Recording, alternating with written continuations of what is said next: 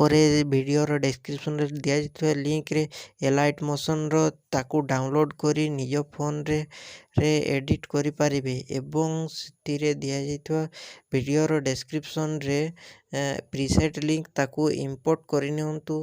ତାପରେ ସେଥିରେ ଆପଣ ଯାହା କିଛି ଚେଞ୍ଜ କରିବାକୁ ଚାହୁଁଛନ୍ତି ତାହା ଚେଞ୍ଜ କରିପାରିବେ ଏବଂ ନ ଚେଞ୍ଜ କରି ମଧ୍ୟ ଆପଣ ତାକୁ ସିଧା ଡାଉନଲୋଡ଼୍ କରିପାରିବେ। ଯଦି ଭିଡ଼ିଓଟି ଭଲ ଲାଗିଥାଏ ଚ୍ୟାନେଲଟିକୁ ସବସ୍କ୍ରାଇବ୍ ଆଣ୍ଡ ଭିଡ଼ିଓଟିକୁ ଲାଇକ୍ କରିନିଅନ୍ତୁ।